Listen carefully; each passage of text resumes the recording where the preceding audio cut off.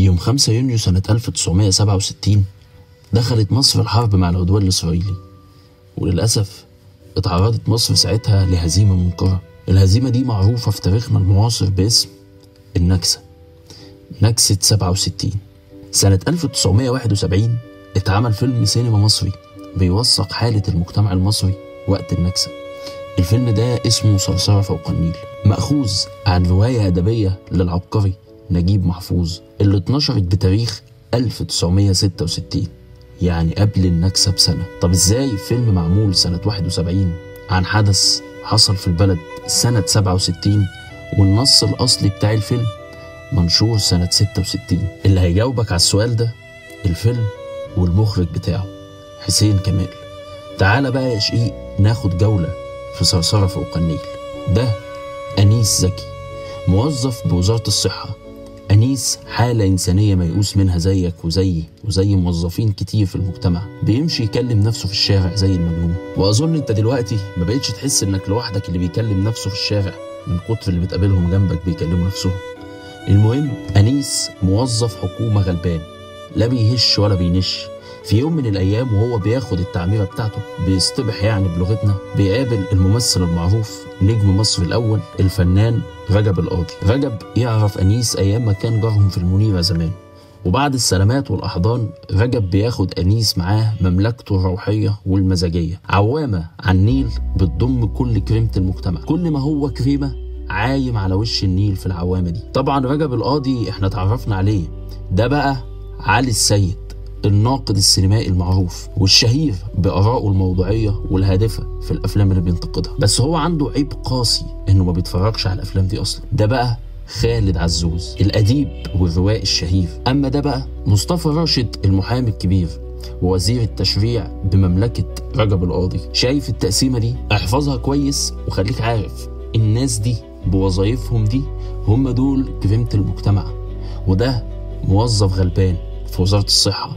نخش على العنصر النسائي في الفيلم. دي سنية، امرأة لعوب تبحث دائما عن مبرر لخيانة زوجها. دي بقى ليلى زدان، أنثى لعوب مترجمة في إحدى الشركات الحكومية، واتخذت ظروف أهلها الصعبة حجة لانحرافها وانحلالها في عوامة كريمة المجتمع. دي بقى سناء، فتاة لعوب، الجيل الجديد الذي يبحث عن الحب وليس الحرب. أبطالنا زي ما انت شايف كده اختاروا الحشيش والسكر والعربدة، السبيل الوحيد للهروب من كل شيء ممكن يصحيهم ويقول لهم ان بلدهم في حالة حرب، او ان المجتمع محتاج للنخبة بتاعته. المجتمع محتاج لقلم الصحفي الحر والخيال الكاتب اللي عنده رؤية للمستقبل، ولأداء الممثل الصادق اللي بيستغل حب الناس ليه ويحسهم على الوعي والإدراك لصعوبة المرحلة اللي هم فيها. المجتمع محتاج لحامي العدالة بتاعته اللي يحافظ له على قوانينه وتشريعاته واللي بيضمن دايما العدالة لأفراده. المجتمع محتاج للموظف الشريف الفايق المنضبط اللي عارف ايه اللي ليه وايه اللي عليه. لكن زي ما انت شايف كده يا شقيق، كريمة المجتمع وطبقة الموظف الغلبان اتفقوا لأول مرة في تاريخ الإنسانية على شيء واحد، وهو إننا نفضل مسطولين. وهنا المجتمع بيحقق الاشتراكية في أبهى صورها، أجدعها من أجدع مدعي عام اشتراكي في تاريخ الفيلم ده. ولكن ما تيجي نسأل سؤال يا شقيق، هو إزاي الناس دي بقت كده؟ إيه اللي حصل لهم خلاهم كده؟ عندك مثلا واحد زي أنيس، كان شاب مناضل ثوري مؤمن بقضايا بلده ومجتمعه ومهموم بيه لدرجة انه بيحصل فيه اللي انت شايفه ده. ولكن اللي انت شايفه ده احد اسباب انيس الرئيسية في انها تحوله من النسخة دي للنسخة دي. رجب القاضي مثلا لما سناء بتزوره في بيته بتتفاجئ بصوره وهو بيجسد ادوار مسرحية عميقة زي عطيل، ولما بيقول لها انت ما شفتيش دوري في عطيل وانا على المسرح؟ قالت له لا طبعا.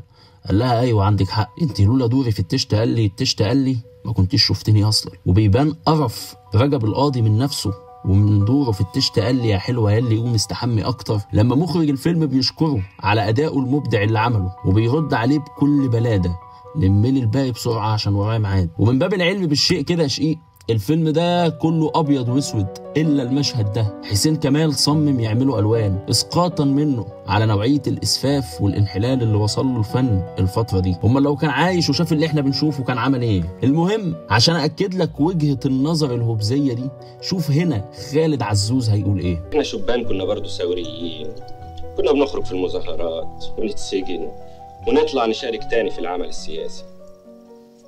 كنا متحمسين.